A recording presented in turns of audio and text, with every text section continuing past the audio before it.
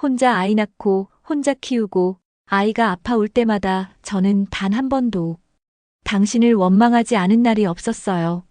죄송합니다. 그땐 너무 어렸고 너무 무서웠어요. 하지만 지금은 제 아들이잖아요. 이제 와서 아버지라고요? 7년 동안 단 한 번도 찾아오지 않은 사람이 무슨 자격으로 7년의 상처, 다시 마주한 두 사람. 과연 이 아이의 운명은 어디로 향하게 될까요? 사연을 시작하기 전에 구독과 좋아요로 마음을 표현해 주시면 큰 응원이 됩니다. 구독과 좋아요는 무료인 거 아시죠?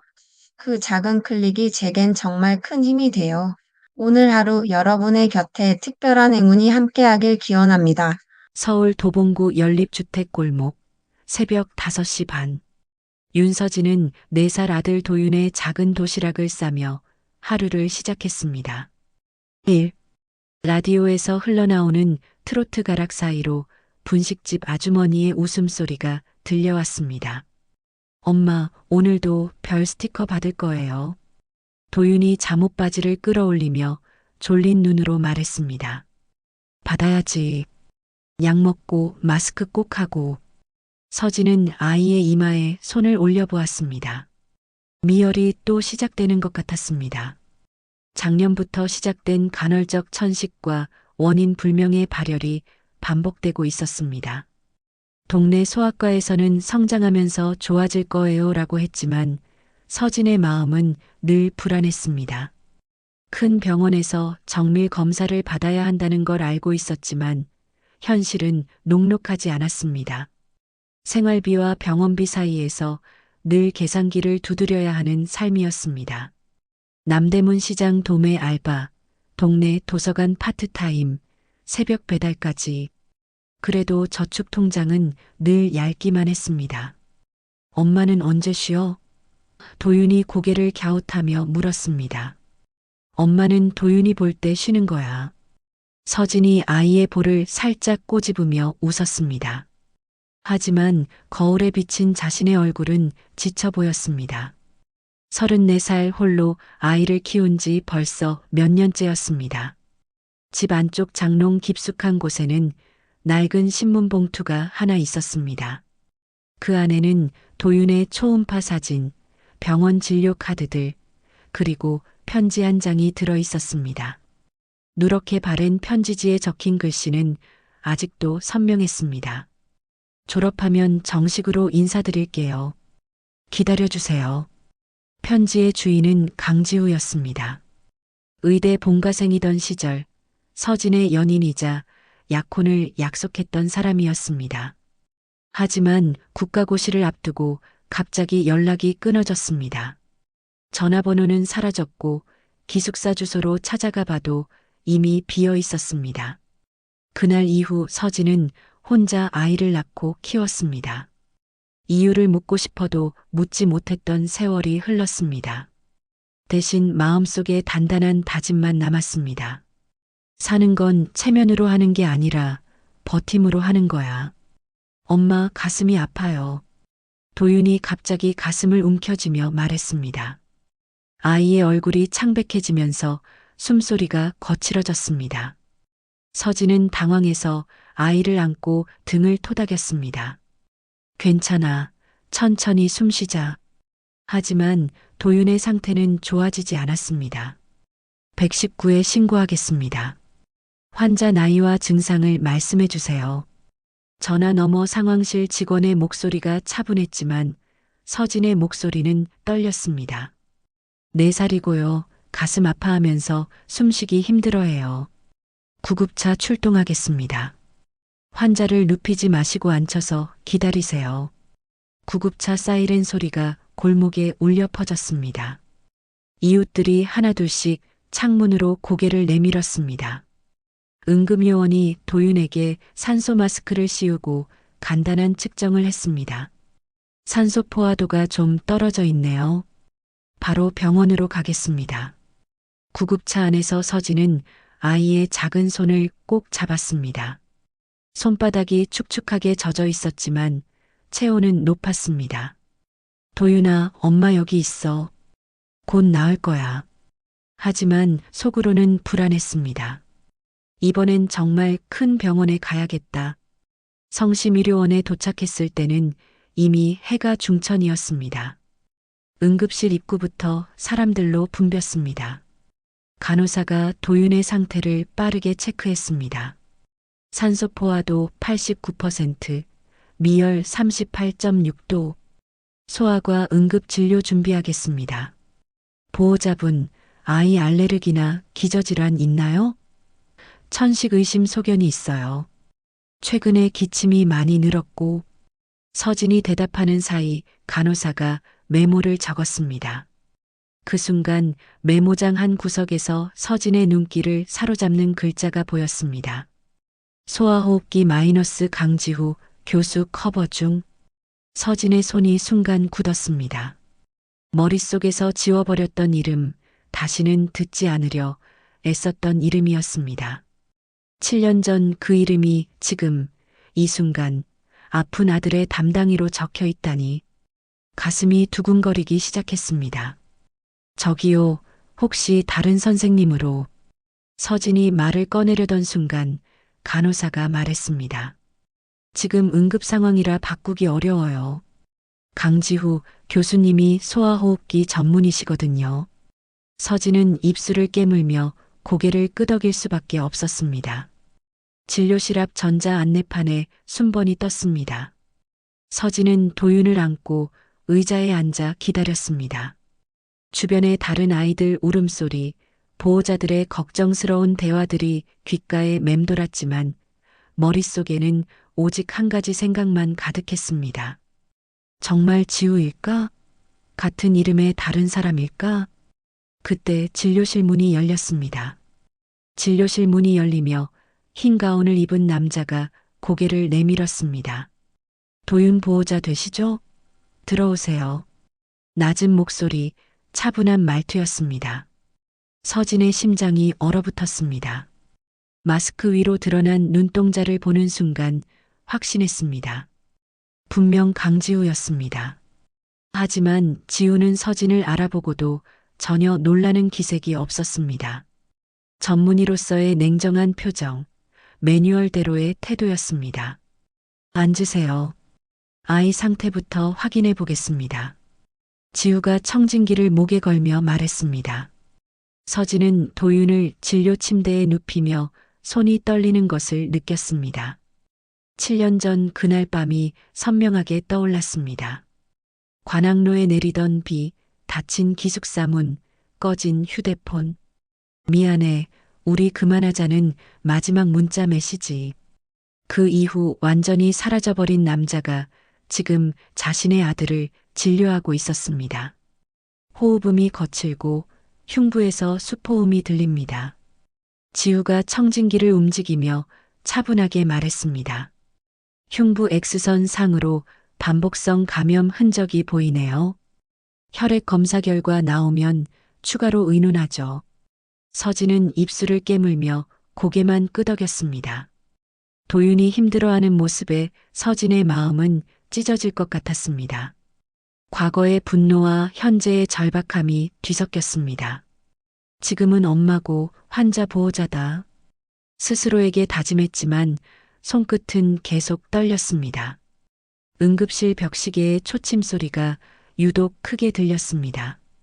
보호자분, 아이 아버지는 어디 계세요?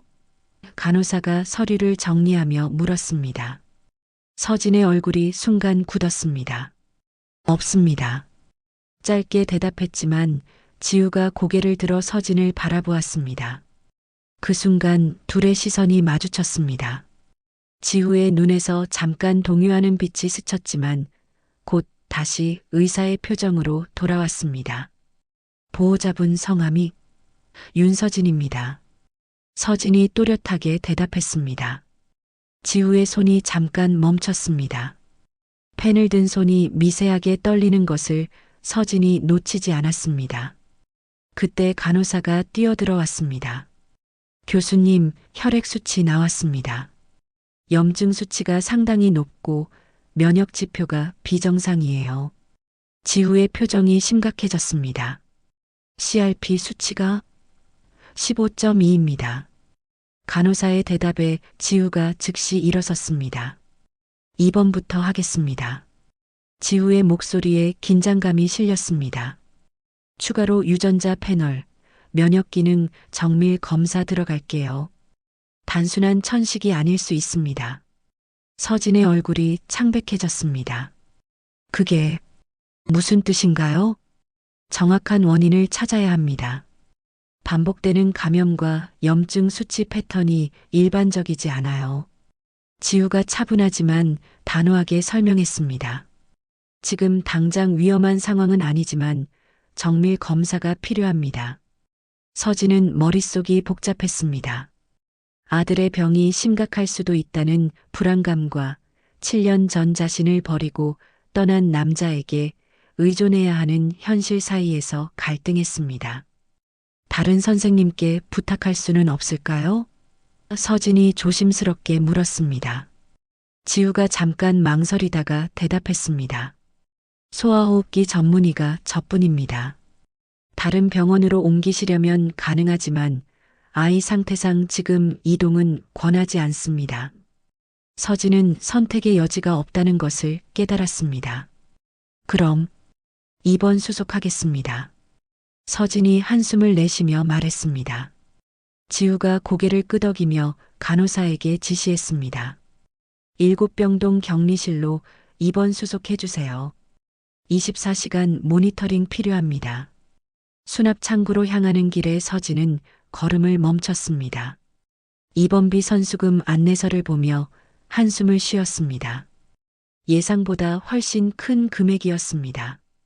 어떻게든 해야지. 스스로를 다독이며 카드를 꺼냈습니다. 그때 뒤에서 낮은 목소리가 들렸습니다. 서진 씨.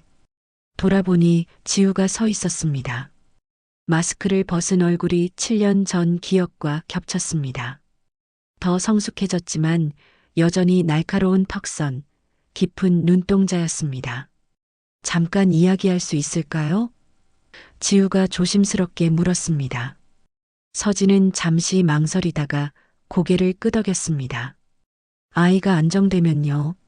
지금은 도윤이가 우선입니다. 차갑지만 단호한 목소리였습니다. 지우가 고개를 숙였습니다. 그럼 병실로 먼저 가시죠. 제가 안내하겠습니다. 두 사람 사이에는 어색한 침묵이 흘렀습니다. 엘리베이터 안에서 서진은 거울에 비친 자신과 지우의 모습을 보며 현실이 믿어지지 않았습니다.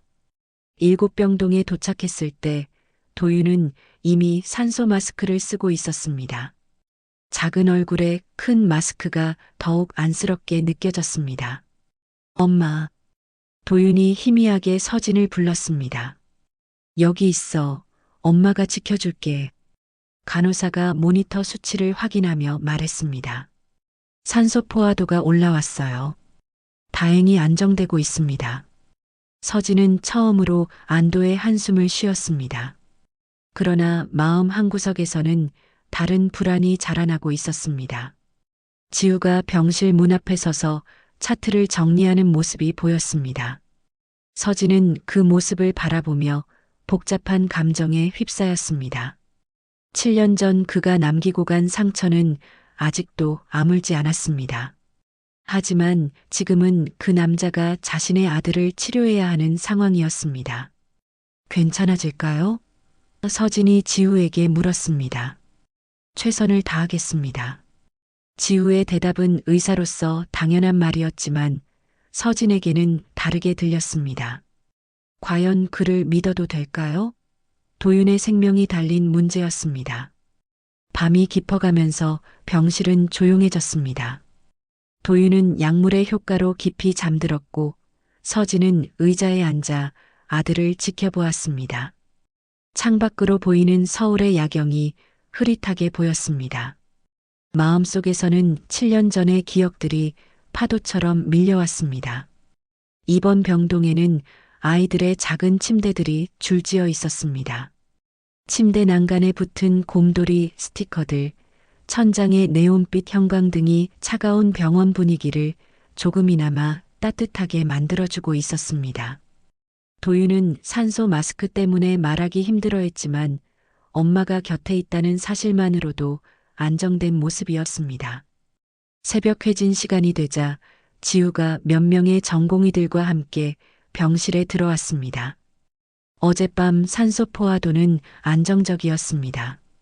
하지만 염증 수치가 여전히 높아요. 지우가 차트를 보며 전공의들에게 설명했습니다. 단순한 천식이 아닐 가능성이 높습니다. 서진은 의료진들의 대화를 들으며 불안감이 커졌습니다. 교수님, 그럼 우리 아이가 어떤 병인 건가요? 서진의 목소리에 떨림이 있었습니다. 지우는 잠깐 서진을 바라보다가 전공의들에게 먼저 나가라고 지시했습니다. 반복 감염과 염증 수치 패턴이 일반적이지 않습니다. 지우가 침착하게 설명을 시작했습니다. 선천성 면역 이상 가능성도 배제할 수 없어요. 정확한 원인을 찾는 게 우선입니다. 서진은 꼿꼿하게 앉아 있었지만 가슴속은 무너져 내리고 있었습니다. 시간이 얼마나 걸릴까요? 서진이 떨리는 목소리로 물었습니다. 정밀 검사 결과가 나오려면 일주일 정도 걸립니다. 그동안 아이 상태를 지켜보면서 증상 치료를 하겠습니다. 지우의 답변은 의사로서 정확했지만 서진에게는 너무 긴 시간으로 느껴졌습니다. 교수님, 제 아이 정말 낫겠죠? 서진의 목소리에서 절망감이 흘러나왔습니다. 지우가 잠시 숨을 고르더니 대답했습니다. 낫게 해야죠. 제가 책임지겠습니다. 그 말에서 의사가 아닌 다른 무언가의 감정이 느껴졌습니다. 오후가 되자 병실에는 서진과 도윤만 남았습니다. 아이는 약물의 효과로 깊이 잠들어 있었고 서진은 창밖을 바라보며 복잡한 생각에 빠져 있었습니다. 7년 전 그날의 기억이 자꾸만 떠올랐습니다. 왜 갑자기 연락을 끊었을까? 정말 다른 이유는 없었을까? 간병인 아주머니가 차를 가져다 주며 말했습니다. 강 교수님이 아주 실력 있는 분이에요. 우리 병동에서도 소문난 명이거든요. 아이 걱정 마세요. 서진은 억지로 미소를 지으며 고개를 끄덕였습니다. 하지만 마음속으로는 복잡했습니다. 저녁 무렵 지우가 혼자 병실에 들어왔습니다. 회진이 아닌 개인적인 방문인 것 같았습니다. 아이 상태는 안정적입니다. 내일부터 본격적인 검사에 들어가겠습니다. 지우가 차트를 내려놓으며 말했습니다. 교수님, 서진이 조용히 불렀습니다. 네. 7년 전 일, 이야기할 수 있을까요? 서진의 목소리는 차분했지만 단단했습니다. 지우의 표정이 굳어졌습니다. 지금은 환자 치료에 집중하는 게 좋겠습니다. 아이가 당신 아들이라는 걸 알고 계시죠? 서진의 말에 지우가 움찔했습니다. 나이를 계산해보면 충분히 알 수 있을 텐데요. 서진이 차갑게 말했습니다. 지우는 한동안 말없이 있다가 천천히 입을 열었습니다. 추측은 하고 있었습니다. 지우의 목소리가 낮아졌습니다. 하지만 확실하지 않았고 어떻게 말을 꺼내야 할지 몰랐습니다. 서진은 비웃듯 웃었습니다. 7년 동안 생각할 시간은 충분했을 텐데요. 미안합니다. 지우가 고개를 숙였습니다. 그때 제가 너무 어렸고 무책임했습니다. 미안하다고 다 해결되나요? 서진의 목소리에 분노가 섞였습니다. 혼자 아이 낳고 혼자 키우고 아플 때마다 속이 타는 심정을 당신이 알기나 해요? 병실에 침묵이 흘렀습니다. 도윤이 잠결에 뒤척이자 두 사람 모두 아이를 바라봤습니다. 지금은 아이가 우선입니다. 서진이 차분하게 말했습니다. 과거 이야기는 나중에 하죠. 의사로서만 최선을 다해주세요. 지우가 고개를 끄덕이며 일어났습니다. 내일 오전에 첫 번째 정밀 검사를 시작하겠습니다. 힘드시겠지만 조금만 더 기다려주세요. 문을 나가기 전 지우가 돌아보며 말했습니다. 정말 미안합니다, 서진 씨. 밤이 깊어가자 병동은 조용해졌습니다. 간간히 들리는 의료기기 소리와 간호사들의 발자국 소리만이 복도에 메아리 쳤습니다. 서진은 도윤의 작은 손을 잡으며 지난 7년을 돌이켜봤습니다. 원망과 분노로 가득했던 시간들, 하지만 동시에 아이로 인해 견딜 수 있었던 시간들이었습니다. 창문 너머로 보이는 서울 시내의 불빛들이 반짝였습니다. 서진은 마음을 다잡았습니다. 과거의 상처보다 중요한 건 아이의 미래였습니다.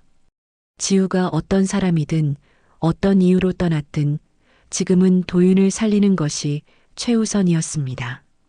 하지만 마음 한구석에서는 의문이 계속 자라났습니다. 정말 단순한 무책임 때문이었을까? 7년 동안 한 번도 자신이나 아이를 찾지 않은 이유가 정말 그것뿐일까? 뭔가 더 큰 이유가 있는 건 아닐까? 이런 생각들이 서진의 머릿속을 맴돌았습니다. 다음 날 오전 첫 번째 정밀 검사 결과 일부가 먼저 도착했습니다. 지우가 검사 결과지를 들고 병실로 들어올 때의 표정은 평소보다 더욱 심각해 보였습니다. 서진은 그 표정만 봐도 좋지 않은 소식이라는 것을 직감했습니다. 가슴이 두근거리기 시작했습니다. 면역 관련 수치들이 예상보다 복잡합니다. 지우가 차트를 보며 신중하게 말을 시작했습니다. 도윤이는 일반적인 알레르기 천식과는 다르게 여러 종류의 항체 수치가 불안정해요. 바이러스와 세균 모두에 취약한 패턴을 보이고 있습니다. 서진은 그 말을 들으며 무릎에 힘이 빠지는 것을 느꼈습니다. 그게 정확히 무슨 뜻인가요? 선천적으로 면역 시스템의 일부가 제대로 작동하지 않고 있다는 뜻입니다. 지우가 최대한 이해하기 쉽게 설명하려 노력했습니다. 유전적 요인이 관여했을 가능성이 높습니다. 지우의 말에 서진의 등줄기가 싸늘해졌습니다. 더 정확한 진단을 위해서는 보호자 양쪽 가게의 병력과 아이의 상세한 출생 기록이 필요해요. 특히 임신 중이나 출생 직후의 상황들이 중요합니다. 7년 전 혼자 채운 모든 서류들이 떠올랐습니다.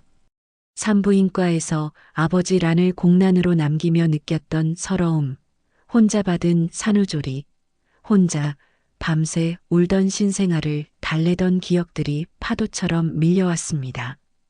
지금 그 모든 과거가 아이의 치료에 필요하다니요. 출생 관련 기록은 제가 모두 보관하고 있습니다. 서진이 목소리를 가다듬으며 단호하게 답했습니다. 산부인과 기록, 신생아 검사 결과, 예방접종 기록까지 다 있어요. 필요하시면 언제든 가져다 드리겠습니다. 지우는 잠시 머뭇거렸습니다. 서진의 단호한 대답 뒤에 숨겨진 상처를 느낄 수 있었기 때문입니다. 그리고 지우가 더욱 조심스럽게 말을 이어갔습니다. 아버지 쪽의 가족력도 확인이 필요할 수 있습니다. 면역 결핍증은 유전적 소인이 강해서 두 사람 사이에 무거운 침묵이 흘렀습니다. 병실 안에는 도윤의 규칙적인 호흡 소리와 의료기기의 기계적인 소음만이 들렸습니다. 서진은 지우를 똑바로 바라보며 차가운 목소리로 말했습니다. 그럼 아버지께 직접 물어보시죠. 바로 앞에 서 계시는데요. 지우의 얼굴이 굳었습니다. 의사로서는 당연히 물어봐야 할 질문이었지만 개인적으로는 피하고 싶었던 대화였습니다. 제 가족력에는 특별한 면역 관련 병력은 없습니다. 지우가 어색하게 대답했습니다. 하지만 정확한 검사를 위해서는 공식적인 절차가 필요할 수 있어요. 지우가 의사로서 책임감을 가지고 말했습니다. 서진은 그 말에 냉소적으로 웃었습니다. 공식적인 절차요? 7년 동안 아버지 역할은 하지 않으시더니 이제 와서 공식적인 절차라니요. 병실의 분위기가 더욱 차가워졌습니다. 간호사가 회진 차트를 정리하러 들어왔다가 분위기를 느끼고 조용히 나갔습니다. 지우는 서진의 날선 말에 할 말을 잃었습니다. 변명할 여지가 없다는 것을 알고 있었기 때문입니다. 그날 오후 서진은 집에서 오래된 상자를 가져왔습니다. 도윤의 출생과 관련된 모든 서류들이 정리되어 있는 상자였습니다. 초음파 사진들, 산부인과 진료 기록, 신생아 선별 검사 결과, 예방접종 수처, 하나하나 꺼내며 정리하던 중 예상치 못한 것을 발견했습니다. 낡은 서류들 사이에서 7년 전에 병원 영수증이 나온 것입니다. 서울대학교 병원 이식센터 기증자 상담료라고 적혀 있었고 발행일자는 7년 전 여름이었습니다. 수취일란에는 강지우라는 이름이 선명하게 적혀 있었습니다. 서진의 손이 떨렸습니다. 이식센터? 기증자 상담? 갑자기 머릿속에 번개처럼 스친 가능성이 있었습니다. 혹시 그때 지우가 갑자기 연락을 끊고 사라진 이유가 단순한 무책임 때문이 아니라 다른 심각한 이유가 있었던 건 아닐까요? 서진은 급히 휴대폰으로 인터넷 검색을 시작했습니다. 강지우 의대생 기증자라는 키워드로 검색하자 7년 전 기사들이 나왔습니다. 의대생의 숭고한 희생, 아버지 생명 구한 효자간 이식 수술로 아버지 살린 의대생의 감동 스토리 같은 제목들이 보였습니다. 기사를 읽어가며 서진은 충격에 빠졌습니다. 지우는 7년 전 간경화로 위험한 상태가 된 아버지를 위해 간 이식 수술에서 기증자가 되었다는 것입니다. 수술은 성공적이었지만 지우 자신도 수술 후 여러 합병증으로 오랜 시간 회복 과정을 거쳐야 했다고 나와 있었습니다. 그래서 그랬구나. 서진의 마음이 복잡해졌습니다. 분노와 이해, 안도와 배신감이 뒤섞였습니다. 적어도 다른 여자 때문이거나 단순한 무책임 때문에 떠난 것은 아니었다는 사실에 안도했지만 그렇다고 해서 7년 동안 받은 상처가 사라지는 것은 아니었습니다. 더 자세한 정보를 찾아보니 당시 지우의 아버지는 사업 실패로 경제적으로도 어려운 상황이었고 의료비 부담도 상당했다는 내용이 나왔습니다. 지우는 학업을 중단하고 아버지 간병에 전념해야 했고 자신의 회복 과정도 예상보다 오래 걸렸던 것 같았습니다. 서진은 병원 기사를 읽으며 눈물이 났습니다. 분노 때문이 아니라 안타까움 때문이었습니다. 그때 지우가 얼마나 힘들었을지, 얼마나 고민했을지 상상이 되었습니다. 하지만 동시에 왜 자신에게는 말하지 않았는지에 대한 서운함도 컸습니다. 저녁 무렵 지우가 회진을 마치고 병실에 들어왔을 때 서진은 그 영수증을 조용히 내밀었습니다. 이게 뭐죠? 지우가 영수증을 보는 순간 얼굴이 창백해졌습니다. 어디서 이걸? 도윤이 서류 정리하다가 우연히 발견했어요. 지우는 한동안 영수증을 바라보며 말을 하지 못했습니다. 7년 전 그 힘들었던 시간들이 떠올랐기 때문입니다. 당신이 왜 사라졌는지 이제 알겠네요. 서진의 목소리에는 복잡한 감정이 섞여 있었습니다. 아버지가 갑작스럽게 쓰러지셨어요. 지우가 천천히 입을 열었습니다. 간경화 말기였고 이식 수술만이 유일한 방법이었습니다. 혈액형도 맞고 저밖에 기증자가 없었어요. 목소리가 점점 작아졌습니다. 그럼 그때 말했어야죠. 서진의 목소리가 높아졌습니다. 혼자서 그런 중요한 결정을 내릴 문제가 아니었잖아요. 저도 있었고 뱃속의 아이도 당신 가족이었는데. 병실의 서진의 목소리만 울려 퍼졌습니다. 지우는 고개를 숙인 채 대답했습니다. 무서웠어요. 수술 위험도 있었고 회복 기간도 불확실했어요. 당신에게 짐이 될까봐. 미래를 약속할 수 없는 상황에서 당신을 붙잡아둘 수 없다고 생각했어요. 짐이라고요? 서진이 믿을 수 없다는 표정으로 지우를 바라봤습니다. 제가 언제 당신을 짐스러워했나요? 오히려 함께 어려움을 견디고 싶어 했는데, 함께 아이를 키우며 살고 싶어 했는데, 서진의 목소리가 떨렸습니다. 결국 당신은 혼자 결정했고, 혼자 모든 걸 해결하려 했고, 저는 아무것도 모른 채 혼자 버림받았어요. 서진의 목소리에 깊은 상처가 배어 있었습니다. 7년 동안 아이가 아플 때마다, 아빠를 찾을 때마다 저는 뭐라고 설명해야 했는지 아세요? 지우가 마침내 고개를 들어 서진을 바라봤습니다. 지우의 눈에도 눈물이 고여 있었습니다. 정말 죄송합니다. 매일 후회했어요. 당신과 아이를 찾고 싶었지만 그럴 자격이 없다고 생각했어요. 자격이요? 서진이 쓴웃음을 지었습니다. 아이 아버지로서의 자격 말인가요? 그 자격은 처음부터 끝까지 당신 것이었는데 당신이 스스로 포기한 거잖아요. 두 사람 사이에 7년간 쌓인 오해와 상처가 한꺼번에 터져 나오고 있었습니다. 그날 밤 병실에서의 격한 대화 이후 며칠 동안 서진과 지우 사이에는 어색한 침묵이 흘렀습니다. 지우는 의사로서만 필요한 말만 했고 서진도 환자 보호자로서 최소한의 대화만 나눴습니다. 하지만 둘 다 마음속으로는 그날 밤의 대화가 계속 맴돌고 있었습니다. 도윤의 상태는 조금씩 호전되고 있었지만 여전히 불안정했습니다. 면역 수치가 오르락 내리락하며 의료진을 긴장시켰고 감염 위험 때문에 격리실에서 나올 수 없는 상황이 계속되었습니다. 서진은 밤낮으로 아이를 돌보며 지쳐갔습니다. 새벽 3시 갑작스럽게 모니터 알람이 울리기 시작했습니다. 도윤의 산소 포화도가 급격히 떨어지면서 호흡곤란 증상이 다시 나타난 것입니다. 아이의 얼굴이 창백해지고 입술이 파래지기 시작했습니다.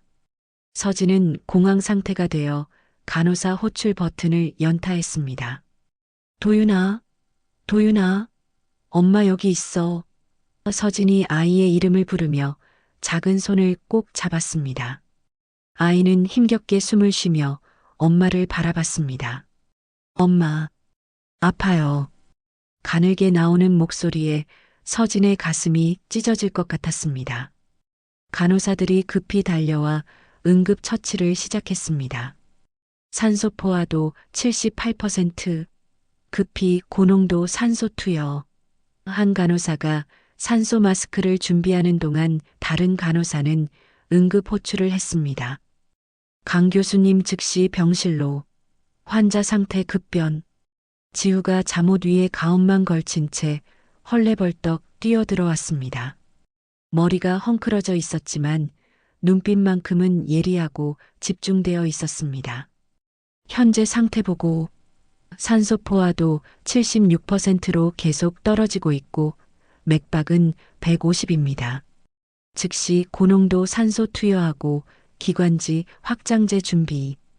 지우의 지시가 빠르고 정확하게 내려졌습니다. 네뷸라이저 세팅하고 스테로이드 정맥 주사 준비. 혈가스 분석 즉시. 의료진들이 재빨리 움직였습니다. 서진은 구석에서 떨리는 손으로 기도하고 있었습니다. 제발, 제발 괜찮게 해주세요. 제발. 눈물이 볼을 타고 흘러내렸습니다. 아이가 고통스러워하는 모습을 보는 것이 세상에서 가장 견디기 힘든 일이었습니다. 지우는 차분하지만 신속하게 아이의 상태를 확인했습니다.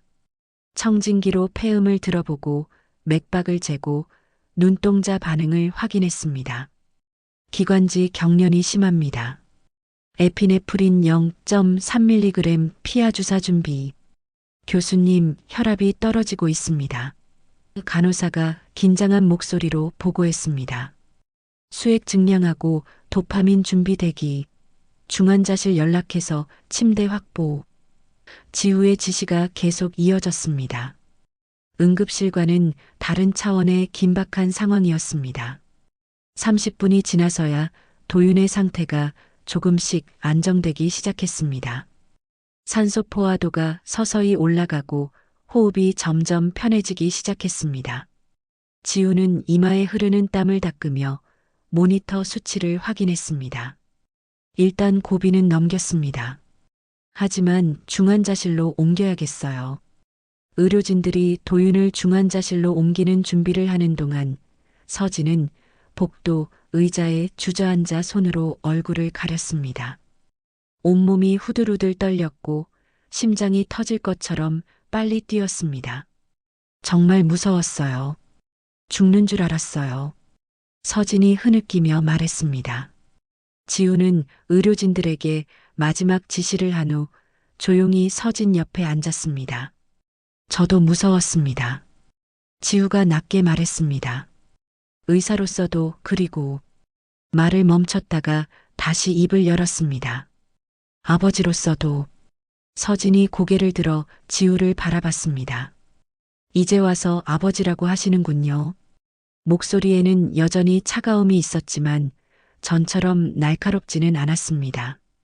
7년 동안 한 번도 아버지 노릇 안 하시더니 자격이 없다고 생각했어요. 지우가 솔직하게 고백했습니다. 7년 전에 도망쳤으니까 이제 와서 아버지라고 할 자격이 없다고 생각했어요. 서진은 그 말을 듣고 깊은 한숨을 쉬었습니다. 중환자실로 이동한 후에도 도윤의 상태는 불안정했습니다. 산소 마스크를 쓰고 있는 아이의 모습이 너무 작고 연약해 보였습니다. 서진은 유리창 너머로 아이를 바라보며 자책했습니다. 제가 더 일찍 큰 병원에 왔어야 했는데 그런 생각하지 마세요. 지우가 서진을 위로했습니다. 이런 질환은 조기 발견이 어려워요. 일반적인 천식과 구별하기가 쉽지 않거든요. 하지만 서진의 자책감은 쉽게 사라지지 않았습니다. 7년 동안 혼자 키우면서 서진이 조용히 말을 시작했습니다. 아이가 조금만 아파도 제가 뭔가 잘못했나 싶어서 밤잠을 못 잤어요. 혹시 영양이 부족한 건 아닌지, 환기를 제대로 안 시킨 건 아닌지. 지우는 서진의 말을 들으며 가슴이 아팠습니다. 혼자서 아이를 키우며 느꼈을 불안감과 책임감이 얼마나 컸을지 상상이 되었습니다. 혼자 많이 힘드셨겠어요. 지우의 목소리에 진심 어린 미안함이 담겨 있었습니다. 힘들었죠. 서진이 담담하게 인정했습니다. 특히 아이가 아플 때는 병원에 데리고 가야 하나 말아야 하나 고민하다가 밤을 새운 적도 많았어요. 병원비 때문에 망설이다가 늦어버린 적도 있고요. 그때 서진이 갑자기 지우를 똑바로 바라보며 말했습니다. 왜 그렇게 혼자 결정하려고 해요? 7년 전에도 혼자 결정하더니 지금도 혼자 자격 없다고 결정하고. 목소리가 점점 높아졌습니다. 저한테는 선택권도 결정권도 주지 않으면서 7년 전에도 제 의견은 묻지도 않고 혼자 사라져버렸잖아요. 서진의 목소리가 떨렸습니다.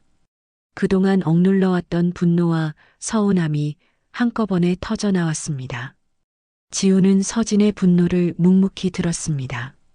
반박하지도 변명하지도 않았습니다.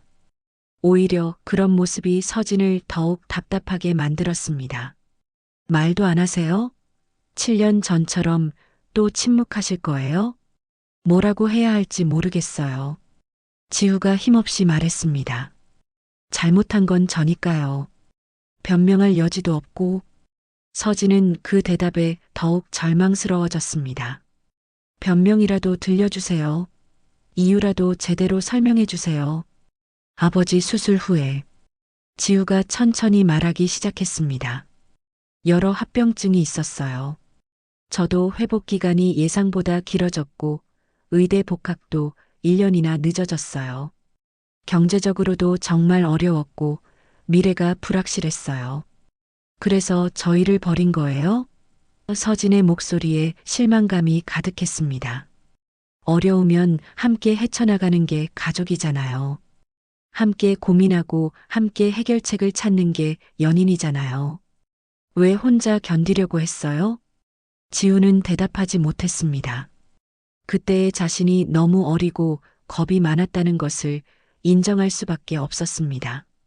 당신 부모님이 반대했죠? 서진이 날카롭게 물었습니다. 경제적으로 어려운 상황에서 결혼하고 아이 키우는 걸 반대했을 거예요. 지후의 표정이 굳어졌습니다. 서진의 추측이 정확히 맞았기 때문입니다. 맞군요. 서진이 쓴웃음을 지었습니다. 결국 부모님 말씀에 따라서 저희를 포기한 거네요. 사랑보다 현실을 택한 거고요. 그때는 지우가 변명하려다가 말을 멈췄습니다. 어떤 변명도 7년간의 공백을 정당화할 수는 없다는 것을 알고 있었습니다. 정말 죄송합니다. 다시는 그런 실수하지 않겠습니다. 다시는? 서진이 되물었습니다. 무슨 뜻이에요? 지우는 잠시 망설이다가 용기를 내어 말했습니다. 다시 기회를 주시면 이번엔 도망치지 않겠습니다. 책임지겠습니다. 서진은 그 말을 듣고 한참을 생각했습니다. 7년 전의 상처가 하루아침에 치유될 수는 없었습니다. 하지만 지금 당장 중요한 것은 도윤이었습니다. 지금은 그런 얘기할 때가 아니에요. 아이부터 살려놓고 나서 생각해요. 중환자실에서 하룻밤을 지새운 후 다행히 도윤의 상태가 안정되었습니다. 다시 일반 병실로 돌아갈 수 있게 된 것입니다. 하지만 이번 위기를 통해 서진과 지후 모두 아이의 상태가 생각보다 심각하다는 것을 깨달았습니다. 며칠이 지나면서 도윤의 상태는 천천히 회복되고 있었습니다. 중환자실에서의 위기를 넘긴 후 아이는 다시 일반 병실로 돌아올 수 있었습니다. 하지만 의료진들은 여전히 신중한 태도를 보였고 더욱 정밀한 검사가 필요하다고 판단했습니다. 지우는 여러 전문의들과 협진을 통해 도윤의 정확한 진단을 위한 종합적인 검사 계획을 세웠습니다. 면역 유전 패널, 염색체 검사, 그리고 가족력 분석까지 모든 각도에서 아이의 상태를 파악하려고 했습니다. 서진은 그런 지우의 전문적인 모습을 보며 복잡한 심경이었습니다. 일주일 후 마침내 모든 검사 결과가 나왔습니다. 지우는 검사 결과를 들고 병실로 들어왔는데 평소보다 표정이 더욱 심각하고 무거워 보였습니다. 서진은 그 표정만 봐도 쉽지 않은 소식이라는 것을 직감했습니다. 가슴이 쿵 하고 내려앉는 느낌이었습니다. 원발성 면역 결핍증의 한 종류로 보입니다. 지우가 차분하지만 무거운 목소리로 설명을 시작했습니다. 정확한 명칭은 공통가변 면역 결핍증이에요. 유전적 소인에 환경적 요인이 더해져서 면역 시스템의 일부가 제대로 작동하지 않는 질환입니다. 서진의 얼굴이 창백해졌습니다. 의학 용어는 어려워서 정확히 이해하기 힘들었지만 심각한 병이라는 것은 분명했습니다. 그게 어떤 의미인가요? 치료가 가능한 병인가요? 서진이 떨리는 목소리로 물었습니다. 다행히 조기에 발견했기 때문에 충분히 관리가 가능한 질환입니다. 지우가 신중하게 대답했습니다. 완치라는 개념보다는 평생 관리를 통해 정상적인 생활이 가능한 만성질환으로 보시면 됩니다. 당뇨병이나 고혈압처럼 꾸준히 관리하면 큰 문제 없이 살 수 있어요. 하지만 서진에게는 평생 관리라는 말이 크게 다가왔습니다. 평생 관리한다는 것은 지속적인 의료비가 필요하다는 뜻이었고 아이가 정상적인 또래 생활을 할 수 있을지도 의문이었습니다. 구체적으로 어떤 치료를 받아야 하나요? 면역글로불린 정맥 주사를 정기적으로 맞아야 합니다. 지우가 자세히 설명했습니다. 처음에는 월 2회 정도, 안정되면 월 1회로 줄일 수 있어요. 그리고 감염 예방을 위한 예방적 항생제 복용, 정기적인 혈액 검사와 폐기능 검사도 필요하고요.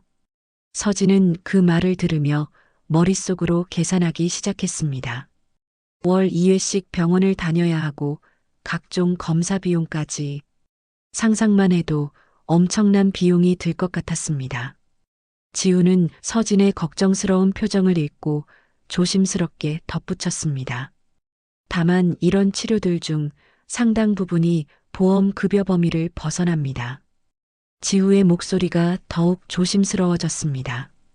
면역글로 불린 주사 같은 경우 건강보험 적용이 제한적이어서 경제적 부담이 상당할 수 있어요. 구체적으로 얼마나 들까요? 서진이 용기를 내어 직접적으로 물었습니다. 지우는 잠시 망설이다가 현실적인 숫자를 말했습니다. 초기 치료 기간에는 월 200만 원에서 300만 원 정도 각오하셔야 할 것 같습니다. 안정되면 절반 정도로 줄일 수 있지만요. 서진은 그 말을 듣고 현기증이 났습니다. 월 200만 원이라는 금액은 서진의 월 수입을 훨씬 넘어서는 액수였습니다. 도서관 파트타임으로 받는 월급이 150만 원 정도였는데 치료비만으로도 그보다 많은 돈이 필요하다니요. 방법이 전혀 없을까요? 서진이 간신히 정신을 차리고 물었습니다. 의료비 지원 제도나 보험, 물론 찾아보겠습니다. 지우가 서둘러 답했습니다. 희귀질환 의료비 지원이나 병원 자체 지원 프로그램도 있고요. 최대한 부담을 줄일 수 있는 방법을 찾아보겠습니다. 그때 조용히 병실 문을 두드리는 소리가 들렸습니다. 실례합니다. 들어가도 될까요? 정중하고 단정한 중년 여성의 목소리였습니다. 지우의 표정이 순간 굳어졌습니다.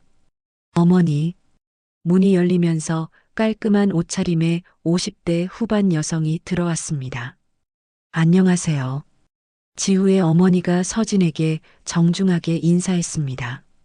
저는 지우 어머니 김영희입니다. 늦은 인사드려서 죄송합니다. 서진은 어색하게 일어나서 인사를 받았습니다. 바로 7년 전 두 사람의 결혼을 반대했던 그 사람이었습니다. 지우의 어머니는 생각보다 단정하고 품이 있는 모습이었습니다. 서진이 기억하는 7년 전의 인상과는 달리 부드러운 미소를 지으며 다가왔습니다. 아이가 많이 아팠다고 들었어요. 정말 걱정 많이 했습니다.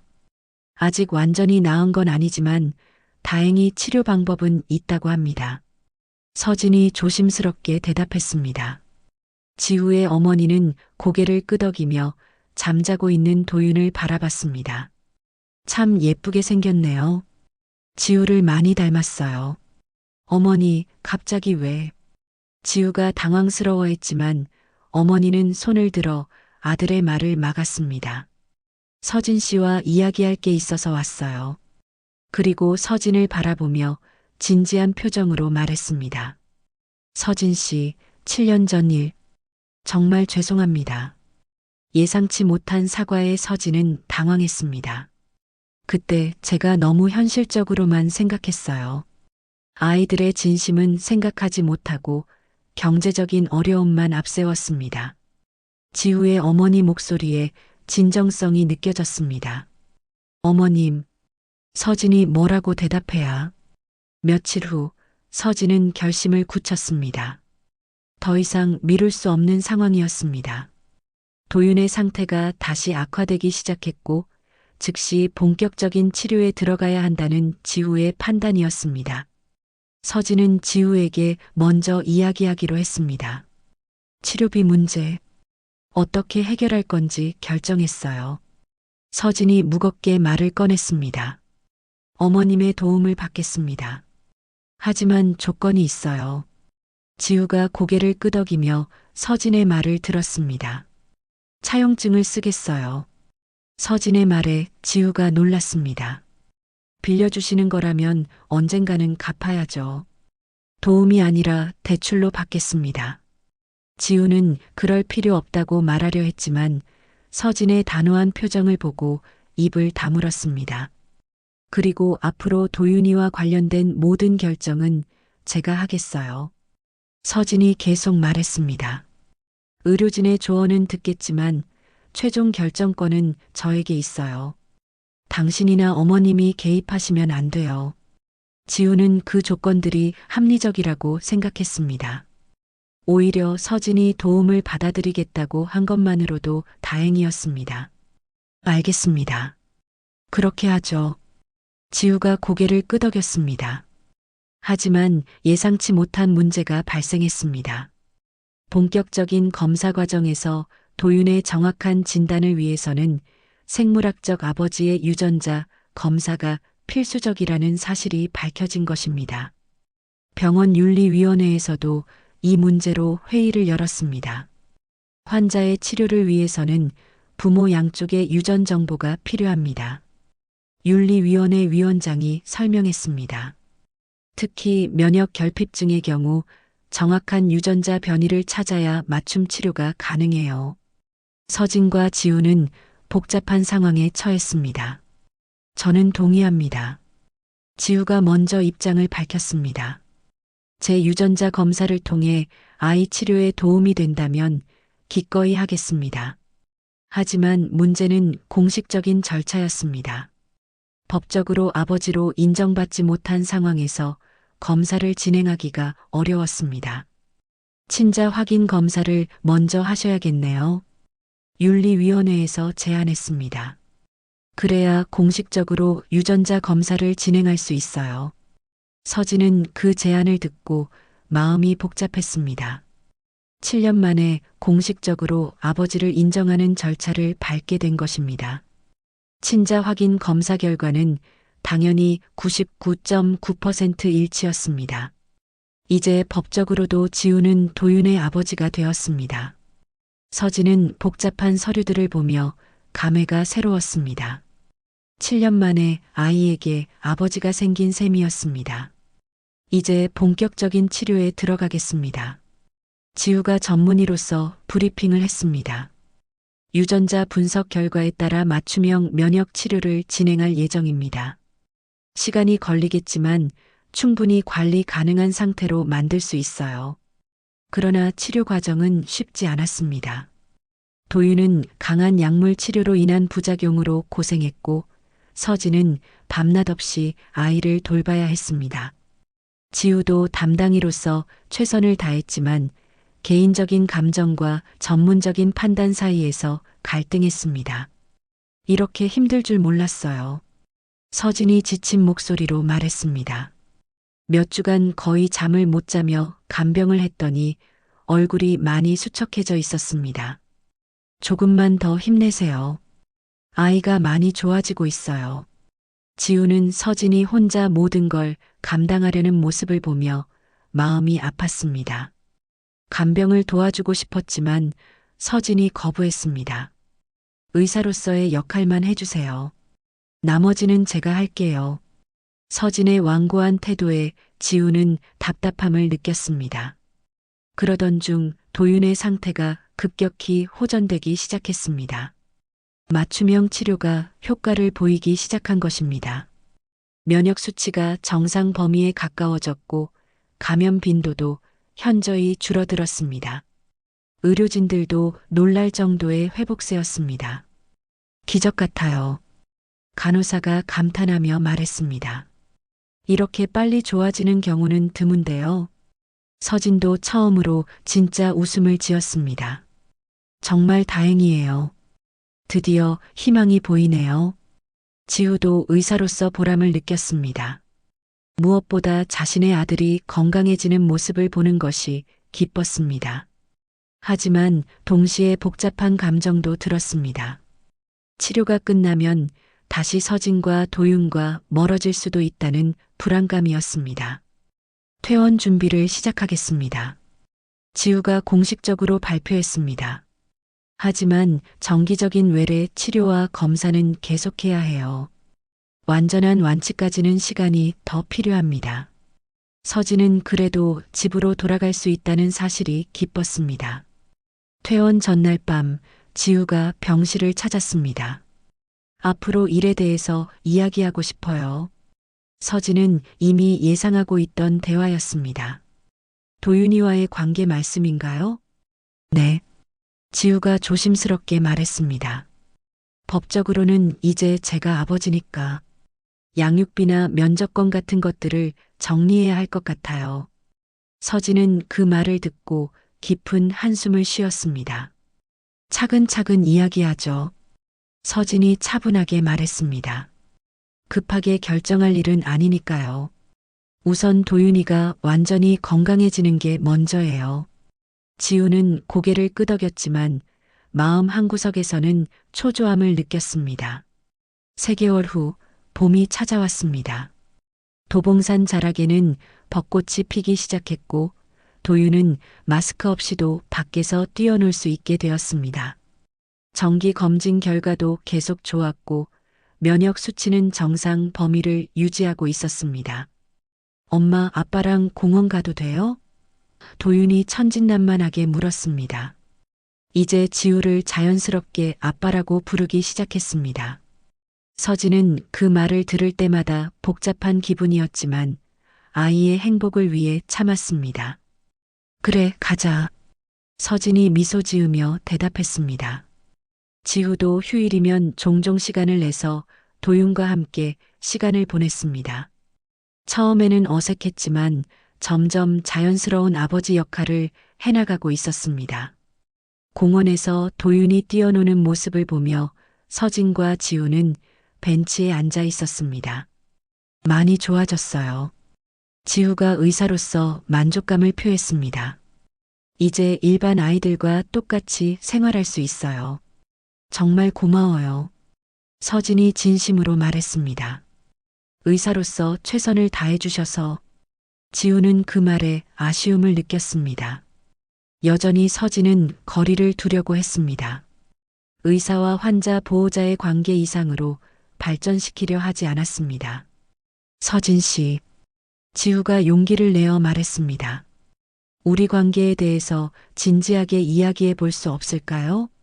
서진은 그 말을 예상하고 있었습니다. 어떤 이야기를 하고 싶으신데요? 다시 시작할 수는 없을까요?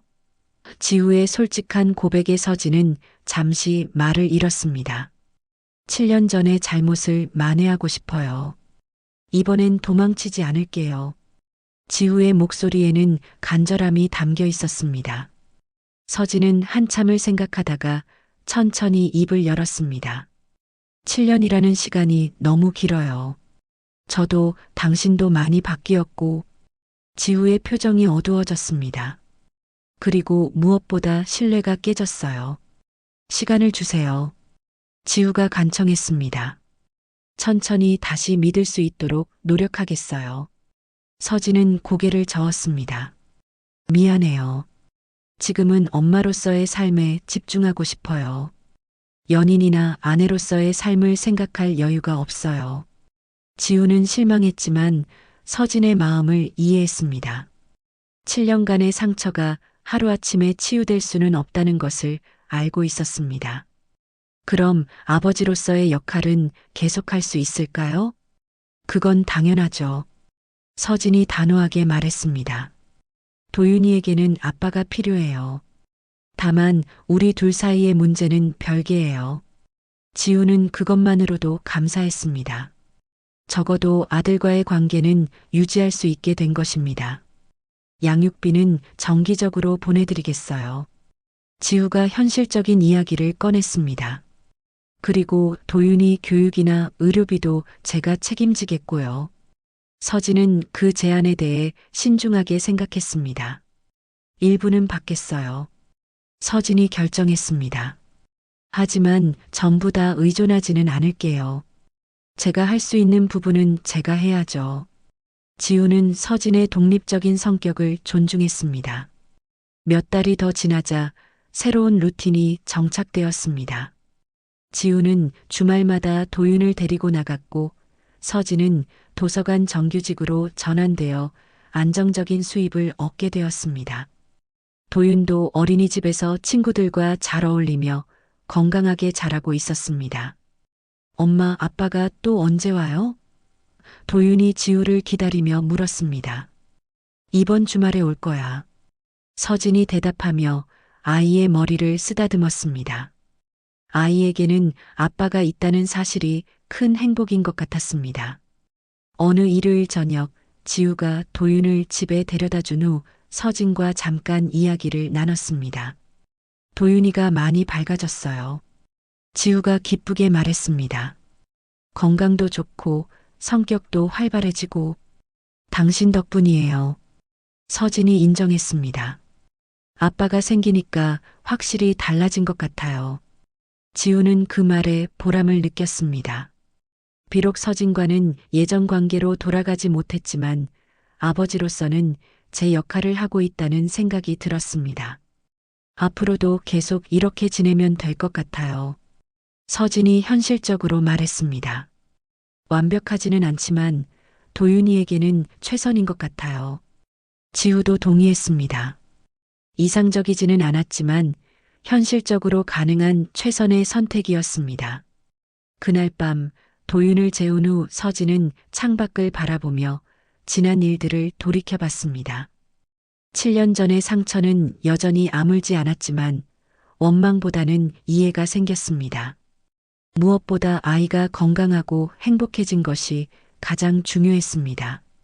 서울의 야경을 바라보며 서진은 미래에 대해 생각했습니다. 언젠가는 지우와의 관계도 완전히 정리될 날이 올 것입니다.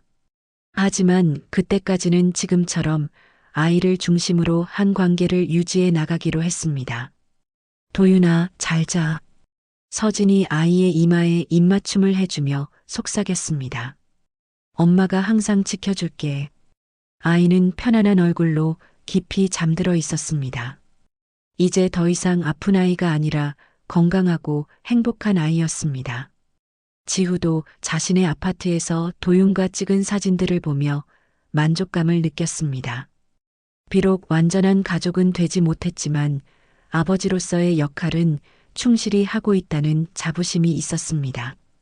7년간의 공백을 완전히 메울 수는 없겠지만 앞으로는 더 나은 아버지가 되기 위해 노력하겠다고 다짐했습니다.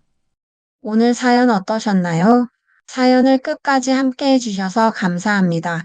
구독과 좋아요로 마음을 표현해 주시면 큰 응원이 됩니다. 구독과 좋아요는 무료인 거 아시죠? 오늘 하루 여러분의 곁에 특별한 행운이 함께하길 기원합니다. 구독과 좋아요 꼭 눌러주세요. 다음에 더 좋은 사연으로 찾아뵙겠습니다. 지금까지 사연 난장이었습니다.